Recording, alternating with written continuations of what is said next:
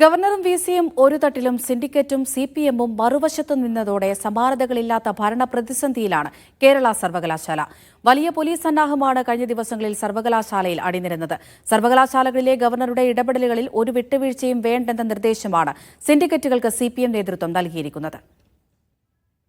രാജ്യത്തെ മികച്ച സർവകലാശാലകളിലൊന്നാണ് കേരള സർവകലാശാല. ആയിരക്കണക്കിന് വിദ്യാർത്ഥികളുമായി ബന്ധപ്പെട്ട കാര്യങ്ങളാണ് സർവകലാശാല ആസ്ഥാനത്ത് ദിവസവും നടക്കേണ്ടത്.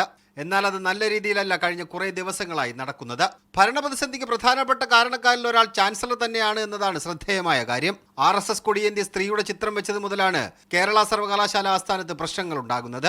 ഗവർണറുടെ സംഘപരിവാർവൽക്കരണത്തിന് മുന്നിൽ മുട്ടുമടക്കേണ്ടതില്ലെന്ന നിർദ്ദേശം CPM കൂടി നൽകിയതോടെ പോര് രൂക്ഷമായി. കോടതികളിൽ നിന്നും CPM അനുകൂല നിലപാട് തന്നെയാണ് പ്രതീക്ഷിക്കുന്നത്. യൂണിവേഴ്സിറ്റി എന്ന് പറഞ്ഞാൽ സമ്പ്രദായത്തിൽ സിസ്റ്റം ഉണ്ട്. അതിനകത്ത് ഇനിയെങ്കിലും ഇത്തരം കാര്യങ്ങളും സംഘർഷങ്ങളും വർദ്ധിപ്പിക്കാതിരിക്കാനാണ് ശ്രമിക്കേണ്ടത്. ഏതായാലും കോടതിയുടെ വിധി എന്ന് പറഞ്ഞാൽ സർവകലാശാലകൾക്ക് പൊതുവിലൊരു ആശ്വാസമാണ്. ഗവർണർ RSSന്റെ പള്ളിക്കൂടത്തിൽ പഠിച്ചയാളാണെന്ന് CPI സംസ്ഥാന സെക്രട്ടറി ബിനോയ് വിശ്വം.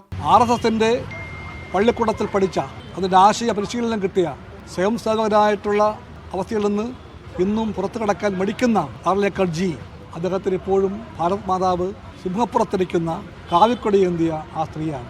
ഗവർണറും സർക്കാരും തമ്മിലുള്ള പോരിൽ ഇരകളാകുന്നത് വിദ്യാർത്ഥികളാണെന്ന് മുൻ പ്രതിപക്ഷ നേതാവ് രമേശ് ചെന്നിത്തല. കുട്ടികളുടെ ഭാവിയെ കരുതിയെങ്കിലും ഇത്തരം തമ്മിലുള്ള അടി, വഴക്ക് എന്നിവ നടത്തണം.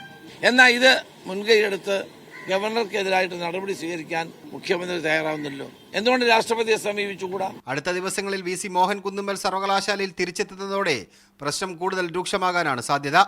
മീഡിയ 1 തിരുവനന്തപുരം.